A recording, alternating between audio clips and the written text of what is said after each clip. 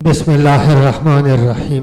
ملک شام کے ایک نیک دل بادشاہ جس کا نام محمد صالح تھا کہ یہ عادت تھی کہ صبح صبح اپنے غلام کے ساتھ باہر نکلتا اور عربوں کے رواج کے مطابق آدھا منہ ڈھک لیتا اور گلی کوچوں میں پھرتا صاحب نظر بھی تھا اور فقراء سے محبت کرنے والا بھی۔ یہی دو صفتیں بادشاہ کو نیک بادشاہ بناتی ہیں۔ ایک رات گشت کے دوران وہ مسجد کی طرف چلا گیا، دیکھا کہ سخت سردی میں کچھ درویش بغیر بستروں کے لیٹے ہوئے صبح کا سورج نکلنے کا انتظار کر رہے ہیں، جیسے گرگٹ سورج کی انتظار میں رہتا ہے۔ ایک نے کہا کہ دنیا نے تو ہمارے ساتھ بے انصافی کی ہے کہ ہم اس حال میں ہیں اور ظالم و متکبر لوگ کھیل کود میں لگے ہوئے ہیں۔ اگر قیامت کے دن ان کو بھی ہمارے ساتھ جنت میں جانے کا حکم ہو گیا تو میں تو قبر سے ہی نہیں اٹھوں گا، کیونکہ جنت صرف انہی لوگوں کا حق ہے جو دنیا میں ظلم و ستم سہنے والے ہیں۔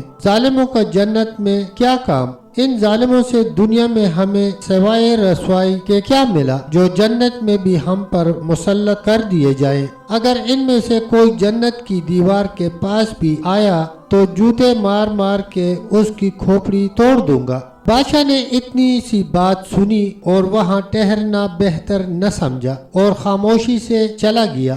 سورج نکلا تو درویشوں کو بلا لیا اور ان کی بہت عزت کی اور انعامات سے نوازا، بہترین کپڑے پہنائے، بستر دیے، الغرض بہت خوش کیا۔ ان میں سے ایک نے ڈرتے ہوئے عرض کیا، بڑے لوگ تو ان انعامات کے مستحق ہوئے، ہم فقیروں میں آپ نے کون سی خوبی دیکھی ہے؟ بادشاہ یہ بات سن کر ہنسنے لگا اور بہت خوش ہو کر درویش سے کہا، میں متکبر اور رعب کی وجہ سے مسکینوں کو نظر انداز کرنے والا نہیں ہوں۔ تم لوگ بھی جنت میں ہماری مخالفت نہ کرنا۔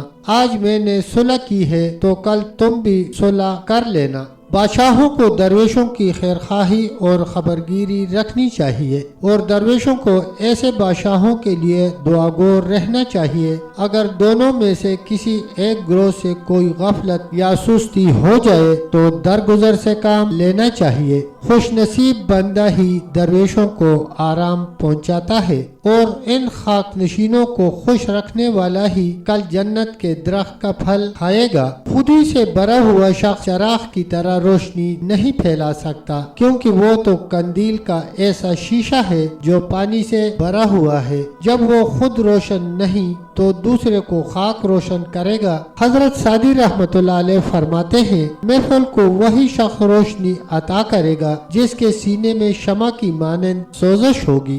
تب تک دوستو اتنا ہی، ملتے ہیں انشاءاللہ ایک نئی ویڈیو کے ساتھ۔ تب تک کے لیے اللہ حافظ، اللہ نگہبان۔